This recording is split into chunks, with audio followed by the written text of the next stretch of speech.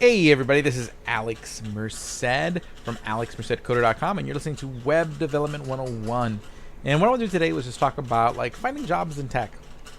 Like a lot of people worry about like, hey, if I learn coding and they'll learn and they may not feel comfortable with what they're learning, so it's called like imposter syndrome. You feel like you're not good enough, and you know there's levels of growth that you'll achieve, and different people will achieve those different levels of growth at different paces. But people might get concerned, like after let's say like 3-6 months of learning, it's like, oh, am I ever gonna be good enough to get that junior dev role? What the first thing I want to kind of like break is that focus that the only end game in learning coding and programming and learning web development is getting that junior dev role. This knowledge has a lot of applications, and there's a lot of ways you can take that and change your life. I've had students that have gone on to become technical writers because maybe they were good writers to begin with, and now learning coding, now they were able to write about coding, so they were able to get jobs with technical writers.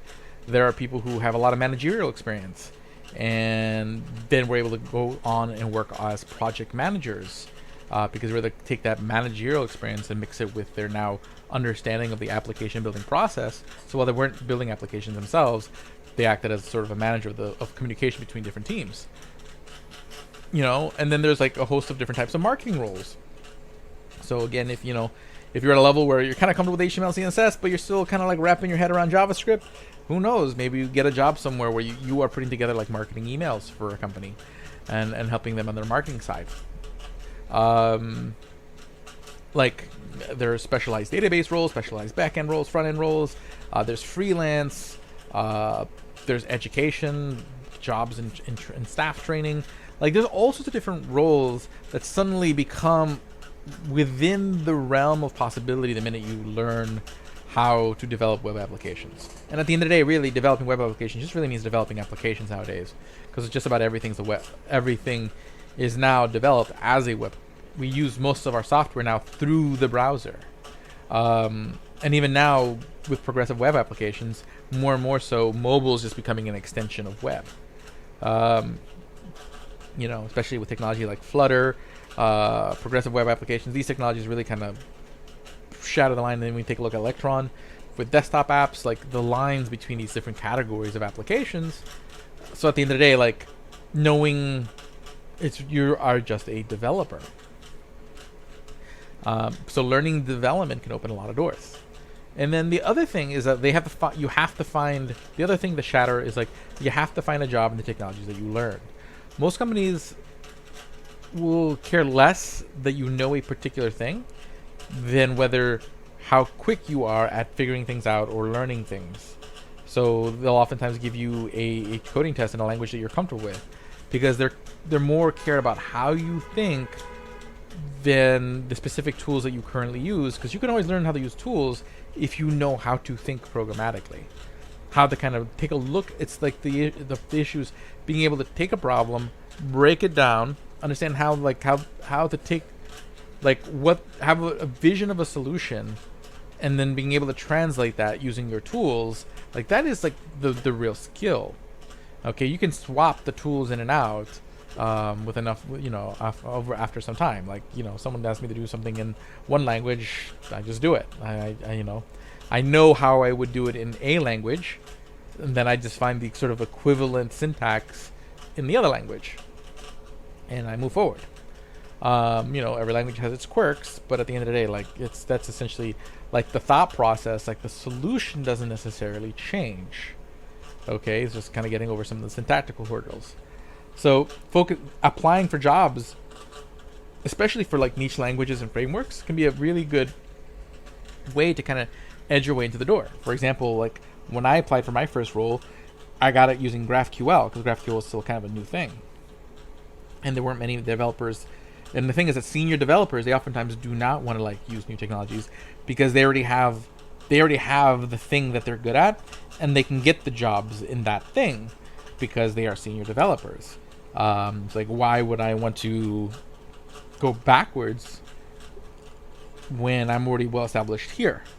So in that case, you can kind of take advantage of that disparity and sit there and apply for like, like, hey, like I've heard stories of people who graduated from a boot camp and went and got a job in Elixir, or got a job using X language, okay, or X framework.